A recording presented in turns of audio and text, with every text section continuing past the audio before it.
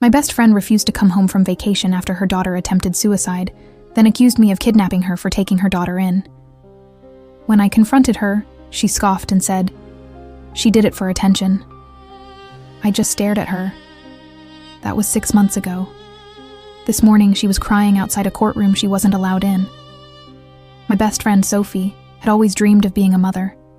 Ever since we were teenagers, she'd constantly talk about what kind of mom she'd be and how many kids she'd have. So when Lily was born, Sophie was over the moon, and I was just as happy. I'd never seen her glow so bright. Our daughters, Lily and my Mia, grew up together like sisters, spending weekends and holidays at each other's houses. Fast forward 15 years. Sophie asked if I could watch Lily for a week, while she took a solo vacation to Bali. It wasn't unusual. Sophie liked her breaks, and Lily practically lived at my house anyway. The first 2 days were fine. Typical teen stuff. Netflix marathons, junk food, all of that. But on day 3, things took a turn. At dinner, I called Lily down from her room, but she didn't answer. Mia said she hadn't seen Lily since lunch, and a weird feeling settled in my stomach. I walked upstairs, knocked on her door, but got nothing. I tried opening the door, but it was locked. Lily never locked her door. Something was off. I grabbed the key from the hallway drawer and opened the door, my heart pounding. Lily was lying on her bed, barely breathing, surrounded by empty med bottles and a folded note. My vision blurred as I dialed 911. Mia stood frozen behind me, crying, asking what was happening, but I couldn't find the words. Everything happened fast. The ambulance arrived, and I was answering questions from EMTs while frantically texting a neighbor to watch Mia. On the ambulance ride, I called Sophie. She was still at the resort.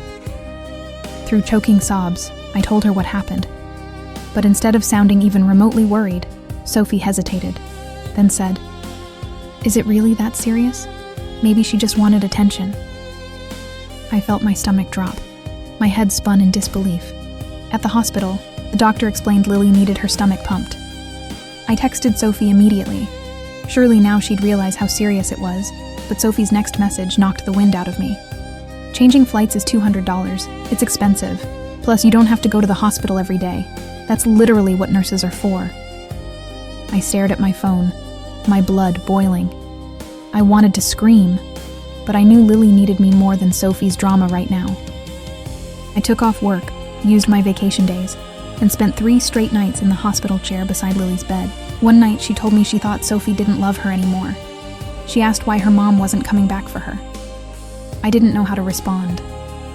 I just hugged her, feeling a wave of anger in my chest. Throughout all this, I sent Sophie constant updates, photos, and texts, but each response I got back was shorter, colder. Meanwhile, she posted beach selfies, captioning, "Living my best life." It hit me then that the Sophie I knew, the devoted mom she always claimed to be, had completely vanished. When Lily was discharged, I prepared a safe, comforting room for her at my place. I tried countless times to talk to Sophie about the situation, but she brushed it off every time. Sophie finally showed up at my house a full day after landing, deeply tanned and relaxed. She gave Lily an awkward half hug, then immediately asked about the luggage she'd left before vacation. As I explained Lily's recovery plan, Sophie's eyes darkened, her jaw tightening with every word. Suddenly, Sophie snapped. She stood up, accusing me of parenting her child behind her back. Her voice got louder, and she started shouting about me overstepping boundaries and blowing things out of proportion. "It was probably just for attention," she spat. That's when I heard a choked sob from the hallway. Lily stood frozen, tears streaming down her cheeks. Sophie barely glanced at her daughter. My heart pounded. "Are you kidding me?" I shouted. I yelled at Sophie that she chose the beach over her dying daughter, but Sophie just scoffed, rolling her eyes. "Teens are dramatic. You should have known better." That was it. I snapped and unloaded everything. I told her she was selfish, that she'd consistently put herself first, that Lily's life was apparently only worth $200 to her. Sophie's voice lowered, venomous and cold. "You don't understand what it's like needing a break from your kids." At that exact moment, something between us shattered completely. I saw who Sophie really was, and I knew instantly our friendship was beyond repair. Sophie grabbed Lily's bag and demanded she leave. but Lily locked herself in my bathroom, sobbing uncontrollably, refusing to go. And that's when Sophie lost it. She began yelling, accusing me of kidnapping her daughter, and before I knew it, her phone was out, and she was calling the police. "Go ahead," I said. "Call them. Let's see what they think about a mother who wouldn't interrupt her vacation when her daughter attempted suicide." That only made Sophie angrier. She stormed out and came back 20 minutes later with 2 police officers. She was actually claiming I was kidnapping her daughter. The officers looked uncomfortable when they realized the situation.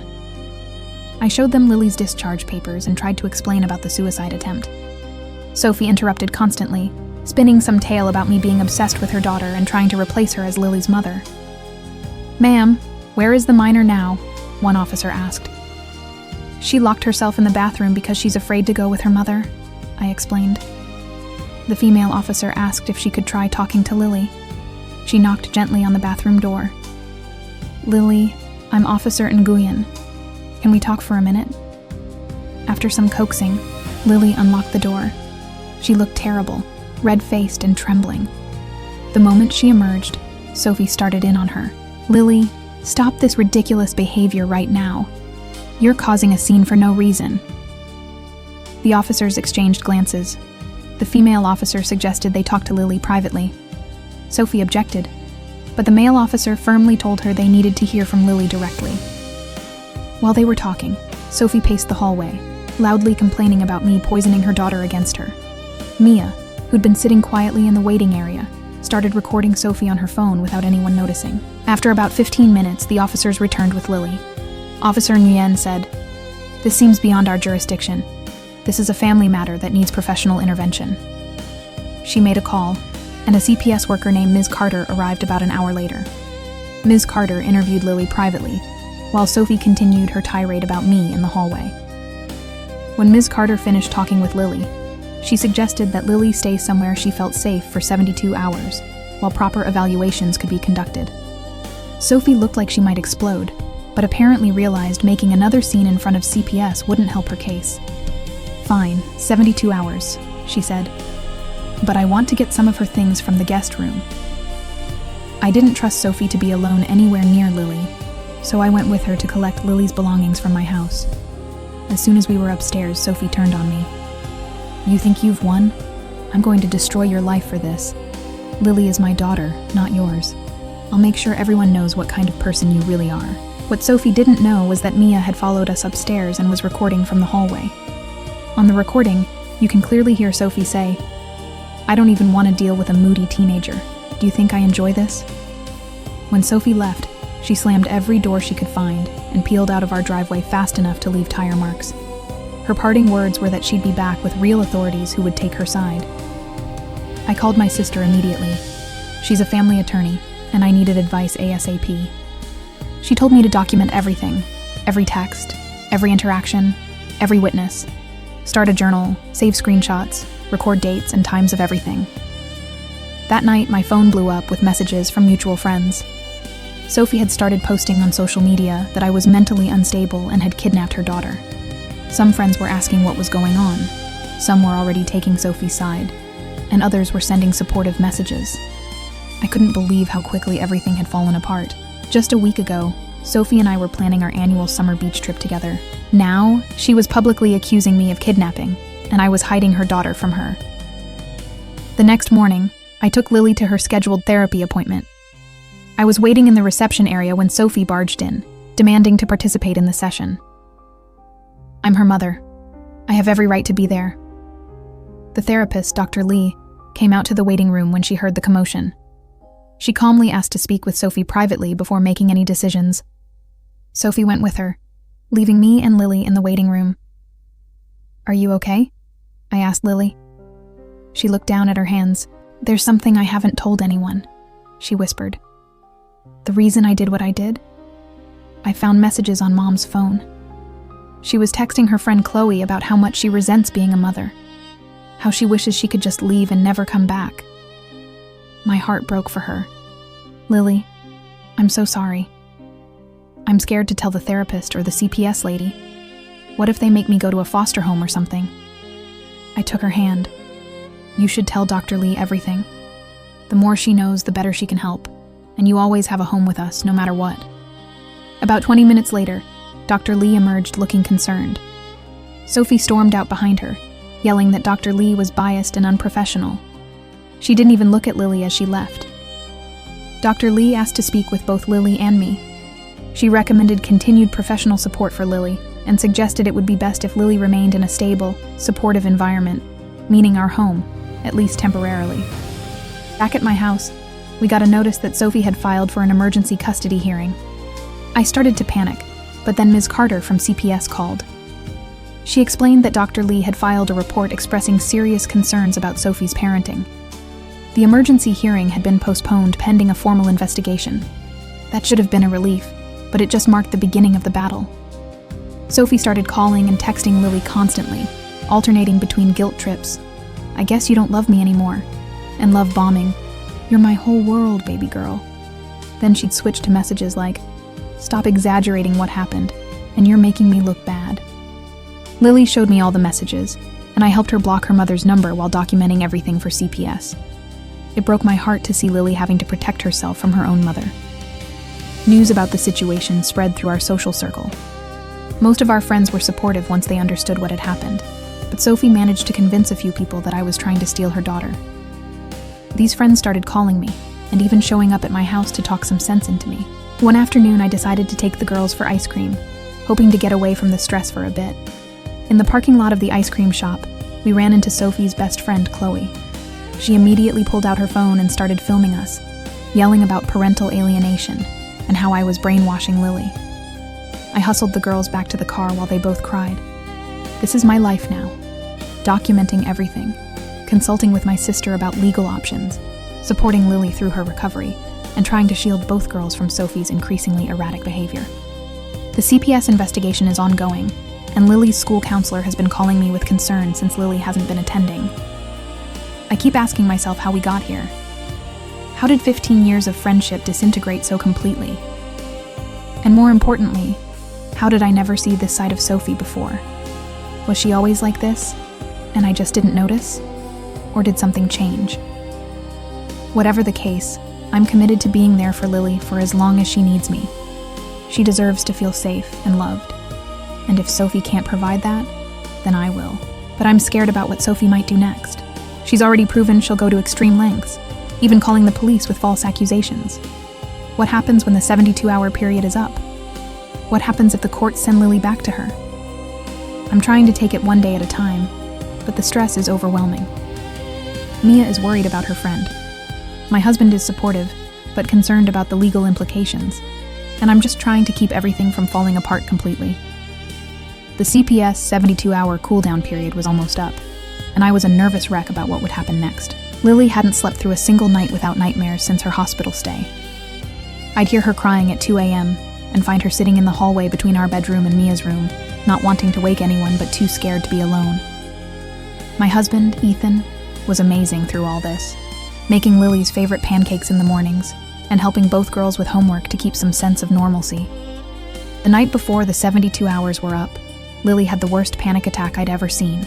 She couldn't breathe. Her whole body was shaking and she kept saying, "Please don't make me go back," over and over. After we finally got her calmed down and back to sleep with Mia keeping her company, Ethan and I sat at our kitchen table, feeling completely helpless. "What if they make her go back to Sophie?" I whispered, not wanting the girls to overhear. "You saw her tonight. She's terrified."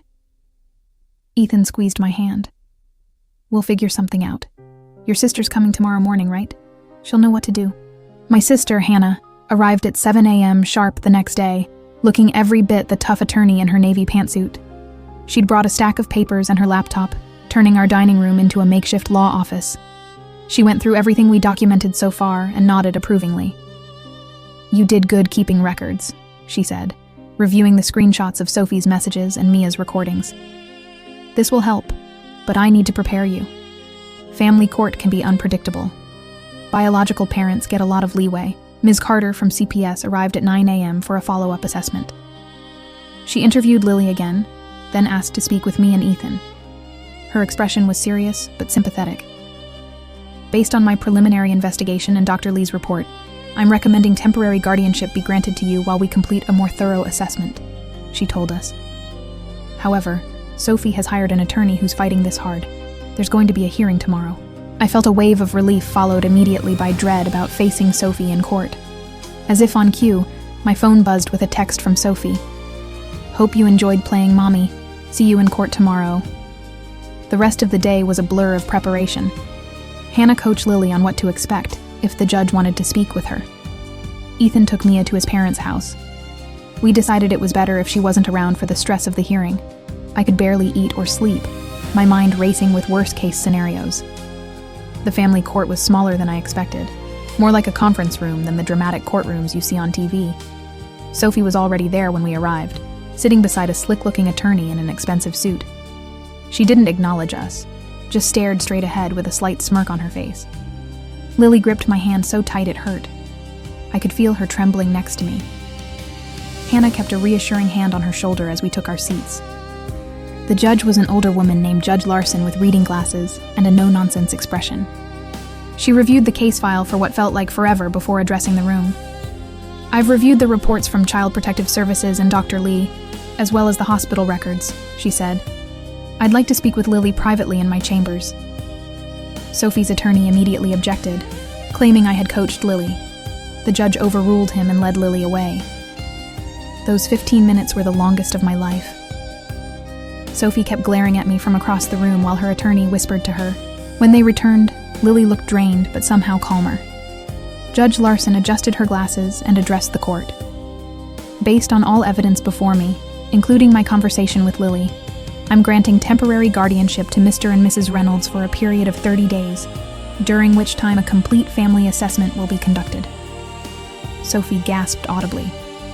Her attorney started to object, but Judge Larson wasn't finished. Mrs. Davis will have supervised visitation twice weekly at the Family Services Center. Additionally, I'm ordering Mrs. Davis to complete a psychological evaluation and attend parenting classes before the next hearing. Sophie stood up, her face red. This is ridiculous. She's my daughter. Mrs. Davis, control yourself, or I'll hold you in contempt, Judge Larson warned. This temporary arrangement is in your daughter's best interest until we can fully assess the situation. The look Sophie gave me as we left the courtroom was pure hatred. She brushed past Lily without a word and stormed out, her attorney rushing after her. In the parking lot, Lily collapsed against me in tears, but they were tears of relief. I don't have to go back, she kept saying. I don't have to go back. Not for at least 30 days, Hannah clarified gently. And hopefully not after that either, but we need to be prepared for a longer battle. She wasn't wrong. The 30-day temporary guardianship was just the beginning of what turned into a war. Sophie missed her first 2 supervised visits, then showed up to the 3rd one with a brand new attitude and expensive gifts for Lily. The supervisor's report noted that Sophie seemed more interested in taking selfies with Lily to post online than actually connecting with her daughter. Then came the social media campaign. Sophie posted daily about being a mother fighting to get her daughter back, and how I was a mentally unstable woman obsessed with her child. She twisted everything, claiming Lily's hospital stay was due to an accidental overdose, not a suicide attempt, and that I was exploiting a teenager's mistake to kidnap her. Some of our mutual friends actually believed her. Lauren, who I'd known for 10 years, texted me that I should stop the drama and give Sophie her daughter back.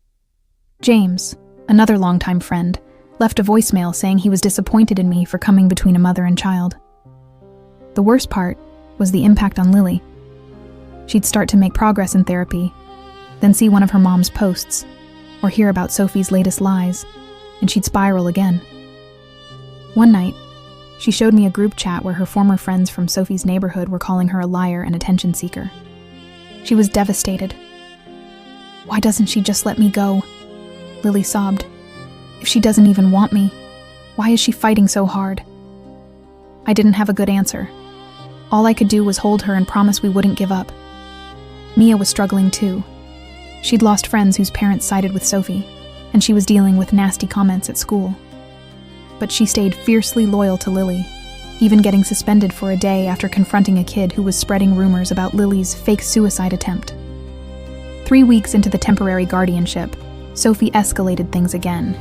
She showed up at Lily's therapy appointment, creating such a scene that security had to escort her out. That same day, someone keyed my car in the office parking lot with the word thief scratched into the driver's door. I couldn't prove it was Sophie, but the timing wasn't exactly subtle. Ethan was getting worried about security. He installed cameras around our house and changed the locks after Lily mentioned that Sophie had a spare key from when she would house sit for us years ago. It felt paranoid, but necessary. The 30-day review hearing approached quickly. Ms. Carter had completed her assessment and recommended extending my guardianship for at least 6 months. Dr. Lee provided a strong report about Lily's progress in therapy and the damage that would be done by forcing her to return to Sophie's custody. We felt cautiously optimistic. Then, 2 days before the hearing, we were blindsided. Sophie's attorney filed an emergency motion claiming Lily's father, David, wanted custody. This made no sense. Sophie had always told us David abandoned them when Lily was a baby and wanted nothing to do with his daughter. Lily had never even met him. Hannah was furious. "This is a delay tactic," she explained. "They know they're losing, so they're throwing in a complication to buy time." The judge postponed the hearing by 2 weeks to investigate the father's claim. I was beside myself with frustration, but Hannah saw an opportunity. "If David really is in the picture, maybe we should talk to him," she suggested. Sophie's painted him as the villain for 15 years. But what if that's not the full story? Lily was hesitant, but curious about the father she'd never known. With her permission, Hannah hired a private investigator who tracked down David Hansen in a town about 3 hours away. He was remarried with 2 young kids and worked as an architect. Nothing about him matched Sophie's description of a deadbeat who abandoned his family. I was nervous about contacting him. What if he was terrible or wanted nothing to do with Lily? But we needed to know the truth. Hannah called him first, explaining the situation professionally. To our surprise, David asked to video chat with all of us that same evening. When his face appeared on the screen, I was struck by how much Lily resembled him. Same green eyes, same chin. He looked nervous, but eager. "Lily," he said, his voice catching. "I can't believe it's really you." Lily was speechless, staring at the father she'd never met. I squeezed her shoulder supportively. David explained his side of the story, and it was nothing like what Sophie had told us. He and Sophie had dated in college, and she got pregnant unexpectedly. They tried making it work but split up when Lily was 2. He paid child support and had regular visitation until Lily was 4. Then Sophie got a job opportunity in our city and moved 200 miles away. She promised we'd work out a new visitation schedule, David explained. But then she started making excuses. Lily was sick. She had plans. The timing wasn't good. Eventually, she stopped answering my calls completely. He'd hired an attorney and fought for visitation, but Sophie kept changing addresses and jobs. He sent birthday and Christmas gifts that were never acknowledged. When Lily was 7, he received a cease and desist letter from Sophie's attorney claiming his harassment was causing Lily emotional distress. The letter said Lily was afraid of me and didn't want contact, David said, his voice breaking. I didn't want to traumatize my daughter, so I backed off. I kept paying child support through the state system, but Sophie made it clear I wasn't welcome in Lily's life. He showed us a box of returned letters and cards he'd sent over the years. He'd kept track of Lily through distant mutual friends and social media, always hoping she might reach out when she was older. Lily was crying quietly beside me. "She told me you left because you didn't want a kid," she said. "She said you never paid child support or sent birthday cards."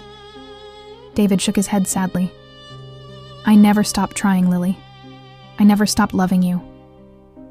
It was a lot for Lily to process. After the call, she shut herself in her room for hours. When she finally came out, her eyes were puffy from crying, but she seemed stronger somehow.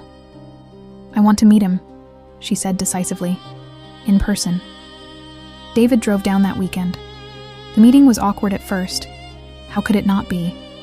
But watching them together, seeing the same mannerisms, the same way they both talked with their hands when excited, was remarkable. David brought photo albums of Lily's early years and his side of the family she'd never known about. Lily discovered she had 2 half-siblings, a stepmother named Lisa, who was a high school art teacher, and grandparents who'd been keeping gifts for her birthday every year, hoping to give them to her someday. While they were getting to know each other, I stepped outside to give them privacy and found a notification on my phone.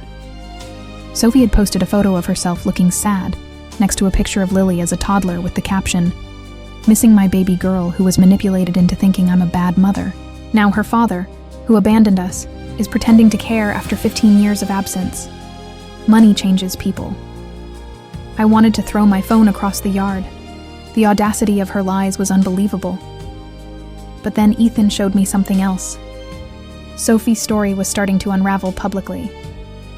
Former classmates of Sophie and David were commenting on her post with their memories of what actually happened. David's sister had posted counter-evidence showing the child support payments and returned gifts. Sophie's carefully constructed narrative was falling apart. The extended custody hearing finally arrived. David attended, not to seek custody himself, but to support Lily's desire to stay with us, while he gradually built a relationship with her. His testimony about Sophie's parental alienation clearly impacted Judge Larson. Sophie's attorney tried to paint David as an opportunistic absent father, but the evidence of his efforts to stay connected was overwhelming. The real bombshell came from an unexpected source. Sophie's current boyfriend, Ryan, showed up to testify. Sophie looked shocked to see him there. Clearly, she hadn't anticipated this. Ryan testified that Sophie had confessed to him that she deliberately kept Lily from her father and had been using her daughter primarily for social media content about being a dedicated single mom. Sophie completely lost it in the courtroom, screaming that Ryan was lying because she dumped him. Judge Larson had to threaten her with contempt of court again to restore order. When the dust settled, Judge Larson extended my guardianship of Lily for 6 months, with Sophie limited to supervised visitation once a week. She also granted David visitation rights and ordered family therapy for all parties involved. Sophie was required to complete parenting classes and individual therapy before the court would reconsider her custody position. Outside the courtroom, Sophie stormed up to me, her face twisted with rage. "This isn't over," she hissed. "You've turned everyone against me, but I'll get my daughter back." David stepped between us. "Sophie, that's enough. This isn't about you versus Sarah. It's about what Lily needs right now." Sophie ignored him, focusing her fury on me. "You think you're so perfect. Such a great mother. I'll make sure everyone knows the truth about you." Ryan, who was still nearby, pulled Sophie away before security needed to get involved. I was shaking as we left the courthouse, but Lily looked calmer than she had in weeks. She'd stood up to her mother in court, telling Judge Larson clearly that she didn't feel safe with Sophie and wanted to stay with us. It had taken tremendous courage. Life settled into a new normal for a few weeks. Lily continued therapy twice weekly. She started visiting David and his family on occasional weekends, building a relationship gradually. She even returned to school part-time with a modified schedule and support from the school counselor. Sophie, meanwhile, attended exactly 1 parenting class before dropping out. She skipped her first 2 supervised visits with Lily, then showed up to the 3rd one smelling of alcohol, causing the supervisor to end the visit early. She continued her social media campaign, but was getting less and less sympathy as more people learned the truth. I thought things were finally calming down until I got a call from the school one afternoon. Lily had received dozens of text messages from unknown numbers, calling her horrible names and telling her to just finish the job right this time. Someone had distributed her phone number and encouraged this targeted harassment. The school counselor had found her having a panic attack in the bathroom. I rushed to pick her up, and we went straight to the police station to report the cyberbullying. The officer was sympathetic, but not optimistic about tracing anonymous texts. He took screenshots of everything and filed a report, suggesting we change Lily's phone number immediately. That night, while Lily was finally sleeping with the help of anxiety medication Dr. Lee had prescribed, I sat in the kitchen with Ethan trying to figure out our next steps. That's when Mia showed me something disturbing she'd found online. A fake profile of Lily had been created, supposedly confessing that she'd made up the suicide attempt for attention and saying horrible things about herself.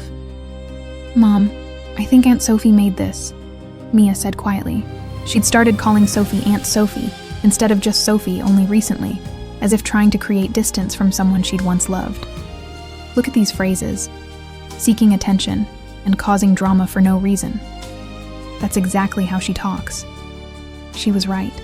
It was Sophie's language, Sophie's accusations, just put into Lily's mouth. We reported the fake profile and got it taken down, but the damage was already spreading through Lily's social circles. The next day, Lily didn't want to get out of bed. I didn't push her. She'd been through enough. I called her therapist, who suggested an emergency session that afternoon. I was working from home to keep an eye on her when someone started pounding on the front door. It was Sophie, looking disheveled and angry. I opened the door just enough to talk to her, keeping the security chain on. "Where is she?" "I know she's here." "I want to see my daughter now," Sophie demanded. "Sophie, you know you only have supervised visitation. If you want to see Lily, you need to schedule it through family services. That's nonsense, and you know it. You've poisoned everyone against me. Lily, David, even Ryan. You've ruined my life." I tried to remain calm. "Sophie, please leave. You're violating the court order by being here. I'm not going anywhere until I see Lily." She tried to push the door open, but the security chain held. "I'm calling the police," I warned her. "Go ahead, call them. They can't keep a mother from her child forever." I closed the door and immediately dialed 911. Sophie continued pounding and shouting. Upstairs, I could hear Lily crying. I texted Ethan, who was at work, letting him know what was happening. The police arrived within minutes. Sophie immediately switched to a tearful, vulnerable persona, claiming she was just a concerned mother trying to check on her daughter after hearing she wasn't in school. The officers, thankfully, had been briefed on our case and knew about the court orders in place. They firmly but politely escorted Sophie off our property, warning her that she could be arrested if she returned. As they were leaving, Sophie looked back at the house and shouted, "I'll never stop fighting for her. Never." The incident shook all of us. Lily was terrified that Sophie would come back when the police weren't around. Mia was angry, saying she wished Sophie would just disappear. Ethan started talking about installing better security systems, maybe even moving to a different neighborhood. Dr. Lee suggested that Lily write a letter to Sophie, not to send, but to express all her feelings that she'd been bottling up. Lily spent hours on it, filling pages with years of hurt, confusion, and anger. When she finally let me read it, I was struck by her insight and maturity. "I think I understand now," she wrote. "Mom never really wanted me for me. She wanted what I represented, the perfect daughter for her perfect mom image. When I started having my own problems and opinions, I didn't fit her story anymore. But I'm not a character in her story. I'm a real person." Reading those words broke my heart, but also filled me with pride for this incredible young woman. Despite everything, Lily was finding her voice and her strength.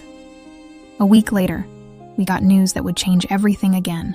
The police had traced the anonymous harassing texts to a burner phone purchased at a convenience store near Sophie's apartment. The store had security footage of Sophie buying the phone. Additionally, Ryan had provided the police with messages where Sophie discussed her plans to make Lily regret choosing Sarah over me and teach her a lesson about loyalty. Sophie was arrested for cyberbullying, harassment, and violating the restraining order. She was released on bail the next day, but the damage to her case was irreparable. Her lawyer withdrew, and the court suspended even her supervised visitation, pending criminal proceedings. The news spread quickly through our community. Former friends who had sided with Sophie now reached out to apologize to us. Lily received supportive messages from classmates who had previously believed the rumors about her. The tide had turned completely. David invited Lily to spend a weekend with his family, a big step that she was finally ready for. Watching her pack her overnight bag with excited nervousness reminded me that despite all the trauma, she was still just a teenager with normal teenage emotions. I felt a pang of sadness, wondering if this was the beginning of her moving on from us. But I quickly pushed that thought aside.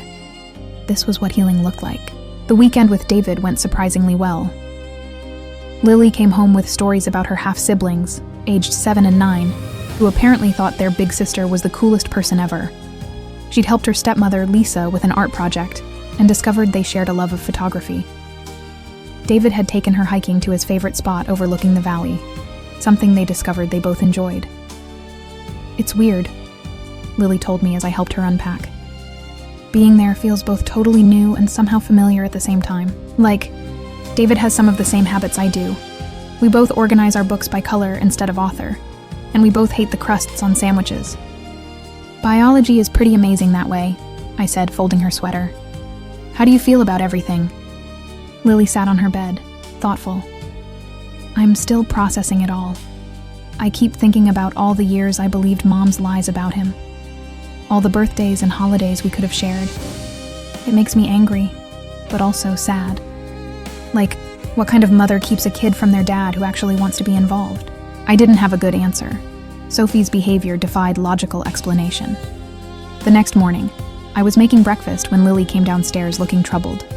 She handed me her phone, showing me a text from an unknown number. "Hope you enjoyed playing Happy Family with David. Don't forget who your real parent is. This isn't over." My stomach dropped. "When did you get this?" "Late last night. I didn't want to worry you then." I immediately called Hannah, who advised us to report it to the police as another violation of the restraining order. The officer who took our report seemed frustrated that Sophie was continuing to harass Lily despite her pending charges. "We'll add this to her case file," he promised. "In the meantime, I'd suggest Lily gets a new phone number again." 2 days later, we received notice that Sophie had checked herself into a mental health facility, claiming emotional distress. Her criminal hearing was postponed, and her attorney, she'd hired a new one, filed a motion claiming she needed treatment, not punishment. I had mixed feelings about this development. Part of me wanted Sophie to get the help she obviously needed. Another part suspected this was just another manipulation tactic to gain sympathy from the court. Either way, it gave us a temporary reprieve from her harassment. Lily used this calmer period to focus on school and building relationships with both her dad and her friends. Some days were better than others. She still had nightmares and anxiety attacks, but they were becoming less frequent. Dr. Lee noted significant progress in their sessions. Sophie remained in the mental health facility for 3 weeks. Upon her release, she was diagnosed with narcissistic personality disorder and prescribed medication and therapy. Her criminal case resulted in a plea deal, probation, mandatory mental health treatment, and an extended restraining order preventing her from contacting Lily in any way for 1 year. The custody situation became more complicated. With David now actively involved, he petitioned for shared custody with us. Sophie's attorney fought to maintain her parental rights despite her restricted access. Judge Larson ordered a comprehensive family evaluation to determine the best permanent arrangement for Lily. Through all this legal maneuvering, Lily remained with us, gradually spending more time with David and his family.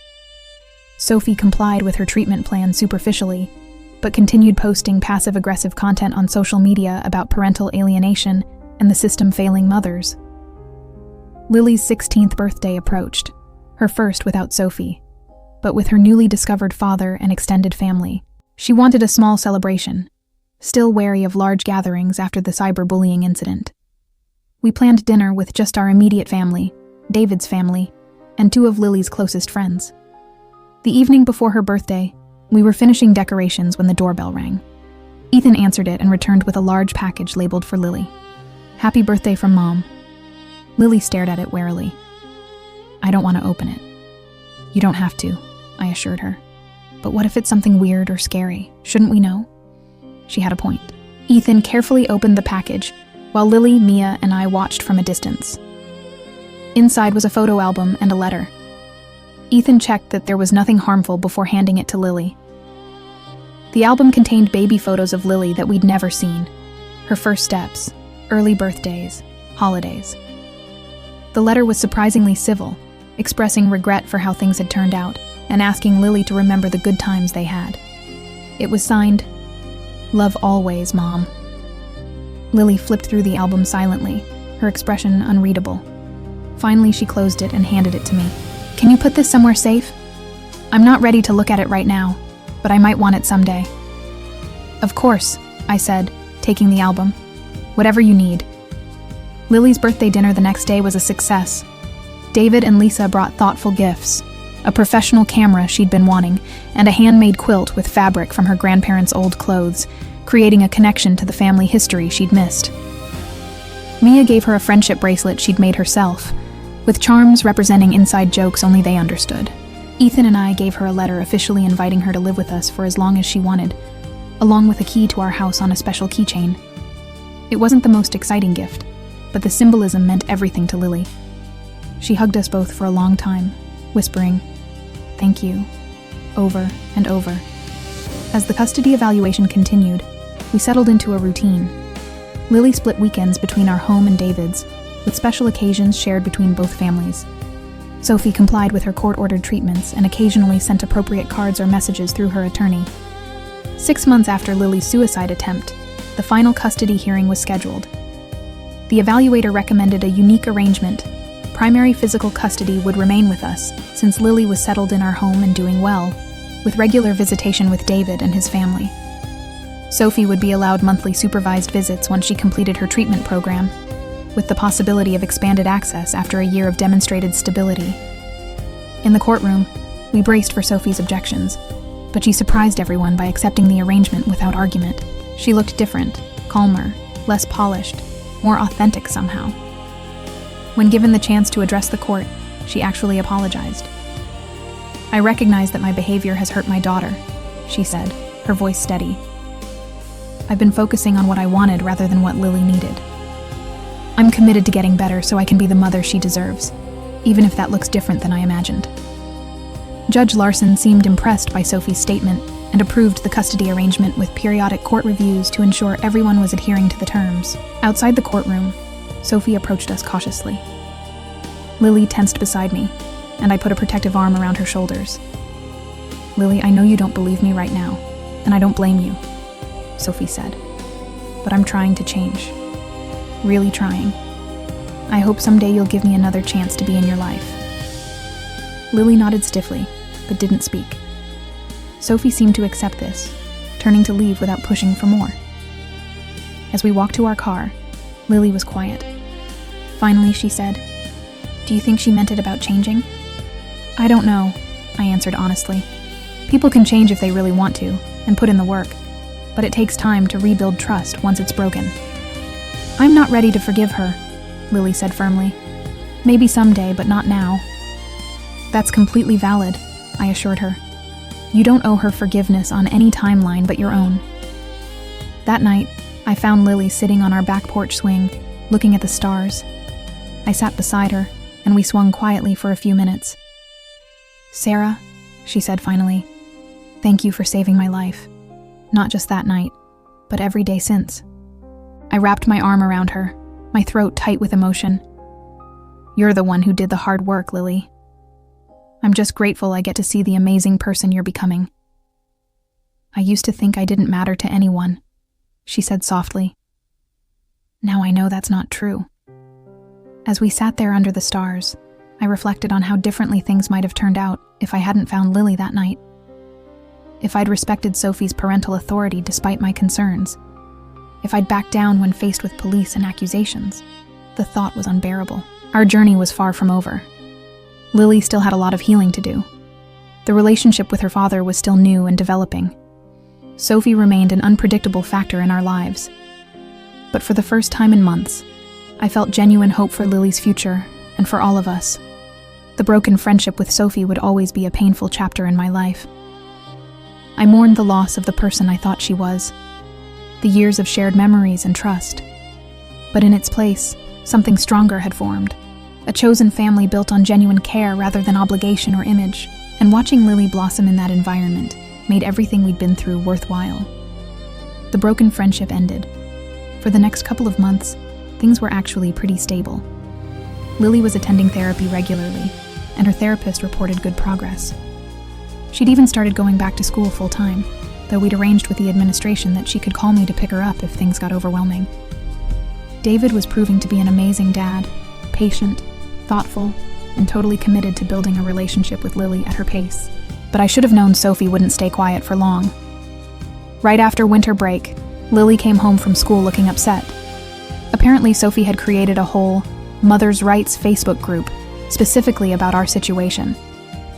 She'd recruited some moms from Lily's old neighborhood and was posting daily about being separated from her child by a manipulative friend.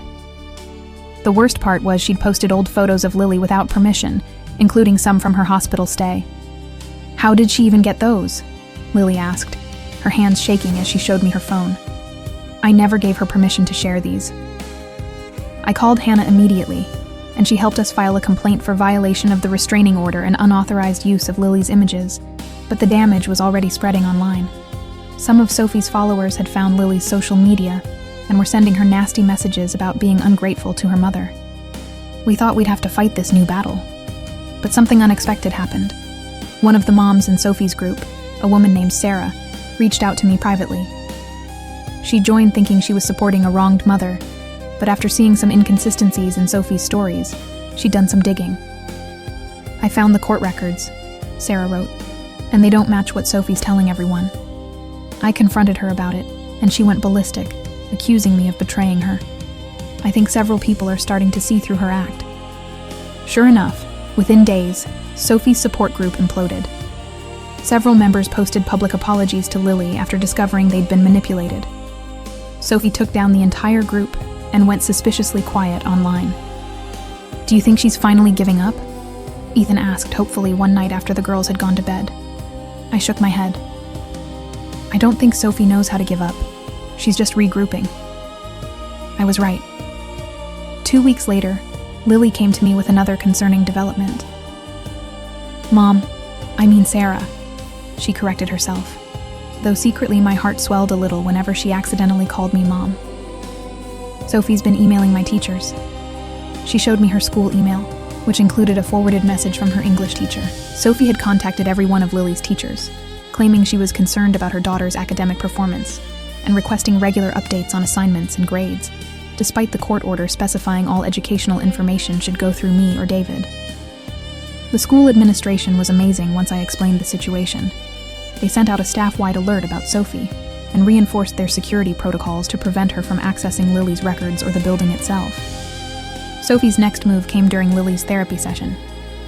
Dr. Lee called me immediately afterward, sounding troubled. "I wanted to let you know that Sophie somehow obtained my professional email address and sent me a lengthy message containing what she claims is Lily's history of manipulation and attention-seeking behavior.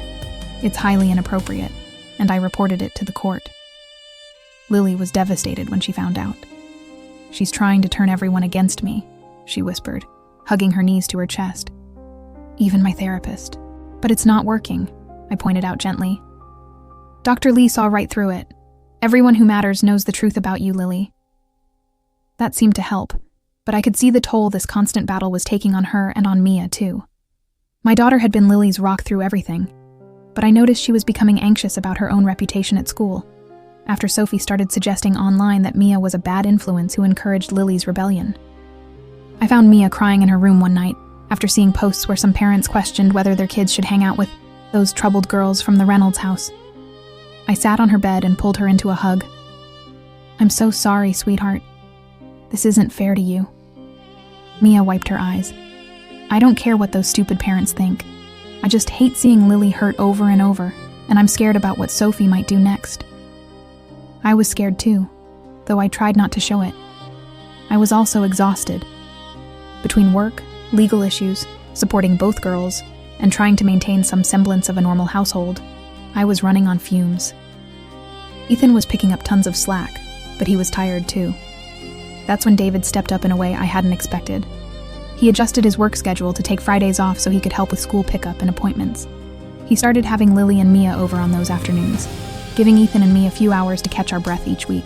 His wife, Lisa, even dropped off homemade meals a couple of times, saying simply, "We're family now. This is what family does." Just as I thought we might be finding a sustainable rhythm, the court scheduled a review of Sophie's supervised visitation. There was a possibility they might expand her access if she'd complied with all requirements and shown improvement. 3 days before the review, Lily came to me in tears, showing me her phone. She'd received dozens of texts from unknown numbers with messages like "liar" and "attention seeker" and "everyone knows you're making this up." Some even contained threats. "Maybe you should try killing yourself for real this time." I was horrified and immediately called the police. They took a report and said they'd try to trace the numbers, but admitted these harassment campaigns were often difficult to track. We got Lily a new phone number the same day, but the damage was already done. She had nightmares that night and could barely function the next day. At the visitation review hearing, we presented evidence of the harassment. The phone company had traced the text to a burner phone purchased at a convenience store near Sophie's apartment. The store's security footage clearly showed Sophie buying the phone, wearing a baseball cap, but still easily identifiable. Sophie's attorney tried to argue there was no definitive proof she had sent the messages, but the judge wasn't buying it. Instead of expanding Sophie's access, the judge maintained the supervised visitation schedule, and ordered Sophie to undergo a complete psychological evaluation before any changes would be considered. Outside the courtroom, Sophie's attorney pulled me aside. "My client is experiencing financial hardship that's preventing her from attending all her mandated therapy sessions," he explained. "She's asked if you would consider reducing the child support you're receiving to offset those costs." I just stared at him. "I'm not receiving any child support. Sophie hasn't paid a dime since Lily came to live with us." The attorney looked genuinely surprised. "But my client said she's been paying substantial support." "She lied to you," I said simply. "Check the court records." That evening, Lily seemed unusually quiet after her supervised visit with Sophie. I found her sitting on her bed, staring at the wall. "Everything okay, sweetheart?" I asked, sitting beside her. Lily hesitated. She seemed different today, like really calm and nice. She brought some of my old books from when I was little and talked about normal stuff. "That sounds positive," I said cautiously. "Yeah, but..." Lily twisted her fingers together nervously. "When the supervisor went to take a phone call, Mom leaned over and whispered that she knows I'll come to my senses soon, and that I'd regret betraying her if I didn't." My heart sank. "Did you tell the supervisor?" Lily shook her head. Mom was smiling the whole time, like she was saying something sweet. It would have been my word against hers. I scheduled an emergency session with Dr. Lee the next day. During the appointment, she suggested that Lily document specific instances of Sophie's manipulation and threats for the court. "I know it's difficult," Dr. Lee told her, "but creating a clear record of these behaviors is important." Lily agreed, but found the process incredibly triggering. Just writing down some of the things Sophie had said and done over the years brought back nightmares and anxiety attacks. We created a system where she'd write for 20 minutes, then take a break with either Mia or me nearby for support. Even with these precautions, it was grueling work. What emerged from Lily's documentation was a pattern we hadn't fully understood before. Whenever Lily had shown independence or formed close friendships, Sophie had found ways to sabotage them. She'd accidentally schedule family events when Lily had friend gatherings. She'd tell Lily that friends had said negative things about her behind her back. She'd even called the parents of Lily's friends to suggest their children might be negatively influenced by spending time together. Meanwhile, Sophie's psychological evaluation was completed and submitted to the court. Her attorney immediately filed a motion to have it sealed, claiming it contained private medical information irrelevant to the case. We waited anxiously for 2 weeks before the judge ruled that portions relevant to parenting capacity would be disclosed. The unsealed sections were disturbing. The psychologist noted concerning narcissistic patterns, and specifically recommended against unsupervised parenting time, stating that Sophie viewed Lily as an extension of herself rather than a separate individual with legitimate needs and feelings of her own. Sophie's response was to fire her attorney and claim the psychologist was biased against mothers. The court appointed a guardian ad litem, essentially an independent investigator focused solely on Lily's best interests, to assess the situation from all angles. Grace, the guardian ad litem, was thorough and fair. She interviewed everyone in both households, spoke with Lily's teachers and therapist, and reviewed all the documentation we'd gathered. During her home visit with Sophie, she spent over 2 hours talking with her. "Sophie was very different with Grace than she is with us," Lily said after her own interview with the guardian. "She was like super mom of the year, all concerned and warm and stuff." I tried not to worry that Grace might be fooled by Sophie's performance, but it was hard. So much depended on her assessment. Then something unexpected happened. One of Sophie's friends, a woman named Emily, who'd initially been hostile toward me, reached out, asking to meet for coffee. I was suspicious, but agreed to meet in a public place. Emily fidgeted with her coffee cup for several minutes before finally speaking. "Sophie asked me to lie to the guardian," she blurted out. "She wanted me to say I'd witnessed all these perfect mother-daughter moments between her and Lily over the years. But I can't do it. Not anymore." She explained that Sophie had coached her on exactly what to say, including specific events that Emily had never actually witnessed. "I've been friends with Sophie for years, and I always thought you were the bad guy in this story, but now I'm not so sure." Emily provided a sworn statement about Sophie's attempted witness tampering, which we immediately forwarded to Grace in the court. Even more surprising, a few days later, David received a call from Ryan, Sophie's now ex-boyfriend. He'd ended their relationship after discovering the extent of Sophie's manipulation and wanted to provide information he thought might help protect Lily. "I should have spoken up sooner," Ryan told David. "I saw warning signs but didn't want to believe it.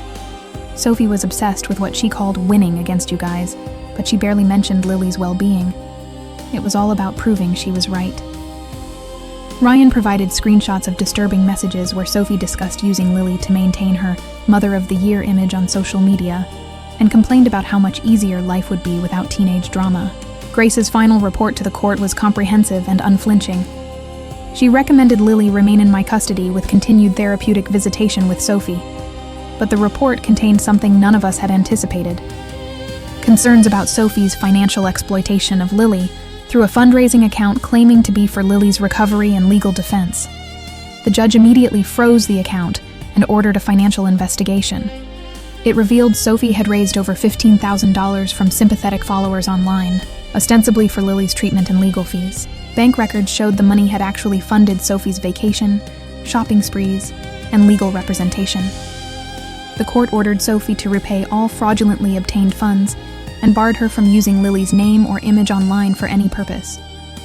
When news of the financial exploitation spread through our community, public opinion finally shifted decisively in our favor. With her reputation crumbling, Sophie made a show of recommitting to her court-ordered therapy and parenting classes. Her new therapist reported she was attending sessions, but showed minimal engagement or insight. The court maintained all supervision requirements despite Sophie's protest that she was doing everything asked of her.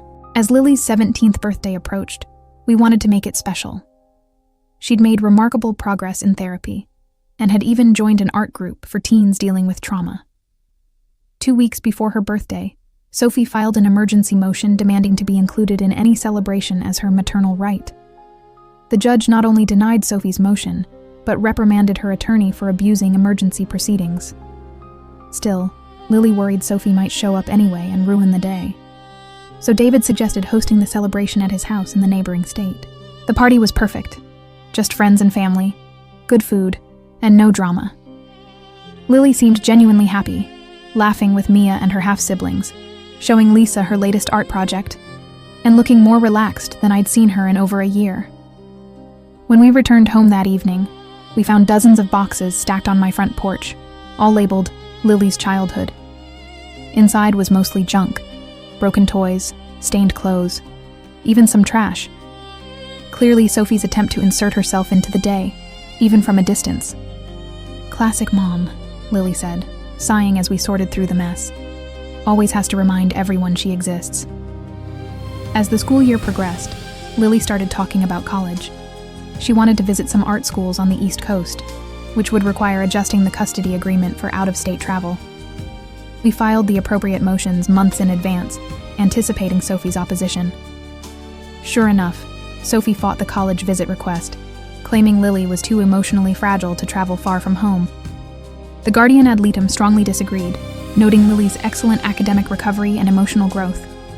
The judge not only approved the college visits, but praised Lily's resilience in court, making her blush with pride. During their third college visit, Lily received multiple calls from an unknown number, which she ignored, following our safety protocols. That night, she got a text with a photo of Sophie standing outside the campus building they'd toured that day, clearly showing she'd followed them across state lines. We immediately contacted campus security and cut the visit short. The incident crossed a clear legal line, resulting in formal stalking charges against Sophie. As the court date approached, her attorney proposed a comprehensive settlement on all outstanding issues. The offer seemed suspiciously reasonable at first glance. Sophie would drop all custody claims in exchange for structured visitation, and Lily maintaining her mother's health insurance into college. But something felt off, so we requested a mediation session rather than simply signing the agreement. In mediation, Sophie initially appeared cooperative, even apologizing for any misunderstandings. But when discussion turned to Lily's college choices, her true motivation emerged. She insisted Lily attend her alma mater, where Sophie had connections, essentially trying to control Lily's college experience and regain access to her life. When we rejected that demand, Sophie's facade crumbled completely. She accused Lily of being manipulated and ungrateful, her voice rising with each word until the mediator had to end the session. The mediator later recommended the court be informed of Sophie's continuing control issues. Following the failed mediation, Sophie escalated her online campaign again, but this time, her mother's rights group quickly imploded as members realized they were being manipulated when Sophie's documented actions didn't match her victim narrative. The criminal stalking case proceeded with solid evidence from the college incident. 2 days before the hearing, Sophie checked herself into a mental health facility, resulting in a postponement of the proceedings. After a 3-week hospital stay, Sophie emerged with a bipolar disorder diagnosis that she immediately tried to use as justification for all her actions. But the treating psychiatrist's report noted that mental health issues didn't explain the calculated nature of many of her behaviors. As Lily's 18th birthday approached, we were all aware of its significance. Once she turned 18, many court-mandated restrictions would naturally expire. Sophie sent a certified letter announcing she would appear at our house at midnight when Lily legally became an adult and could make her own choices without interference. We obtained an extended restraining order based on the continuing pattern of harassment and Lily's legitimate fear for her safety. But at 12:01 a.m. on Lily's birthday, Sophie pulled up outside our house anyway, honking and shouting that she had a right to see her adult daughter. I called the police while David, who'd come over for backup just in case, stood at the door, ensuring Sophie couldn't enter. When officers arrived, Sophie actually handed them a document she claimed was a court order granting her access. The officers quickly identified it as fraudulent and warned her about potential criminal charges for creating false legal documents. The fake court document incident resulted in formal charges. Rather than another lengthy court battle, the prosecutor offered a plea deal, including mandatory psychiatric treatment and a 5-year restraining order. At the hearing, Lily delivered a powerful victim impact statement that left everyone in the courtroom emotional. "My mother has always seen me as an extension of herself, not as my own person," she said in a clear, steady voice. "When I didn't reflect the image she wanted, she tried to break me rather than accept me. But I hope someday she gets the help she needs, not just for my sake, but for hers." The judge commended Lily's maturity while accepting the plea deal with additional monitoring requirements. With legal matters finally concluded, Lily focused on her future. She applied to several art schools, struggling a bit with essay questions about family and challenges, but ultimately crafting honest responses that showcased her resilience. College acceptance letters started arriving in spring, with Lily receiving scholarships to 3 schools, including her top choice. The excitement was briefly tempered when we learned Sophie had contacted the admissions office, claiming Lily's applications contained fraudulent information. But the school quickly dismissed these allegations after we provided documentation. Lily chose a school 4 hours away, close enough to visit regularly, but far enough to feel independent. During orientation, she connected with the school's counseling center and student support services, establishing safety nets before classes even began. 2 weeks before move-in day, Sophie sent a seemingly heartfelt letter apologizing and asking to meet just once before Lily left for college. But the letter contained subtle manipulations we'd learned to recognize, and Lily declined the meeting while acknowledging the apology. On moving day, as we packed the car with Lily's belongings, we spotted Sophie's car parked down the street. David drove ahead to ensure she didn't follow us to campus, while I stayed with Lily, refusing to let Sophie taint this milestone. After getting Lily settled in her dorm room, I found it hard to say goodbye. This wasn't how I'd imagined sending a child to college. All the complicated emotions of a normal send-off, plus the extra layer of protectiveness I felt toward this girl who'd become like my own daughter. "I'm going to be okay," Lily assured me, recognizing my hesitation. "I know what healthy relationships look like now, thanks to you and Ethan and David and Lisa. And you'll call if you need anything at all." "I promise," she said, hugging me tight. "You're my family. That doesn't change because I'm in college." During her first month at school, Lily discovered Sophie had somehow found her address and sent a package of childhood items. Campus security implemented mail screening and provided extra monitoring of her residence hall, but Lily handled the situation with remarkable composure. By Thanksgiving, when Lily returned home for the break, she seemed more confident and independent. She was thriving academically and had made several friends, including her roommate Casey, who came home with her for the holiday. An unexpected card arrived from Sophie with news she'd moved to another state and was finally finding peace.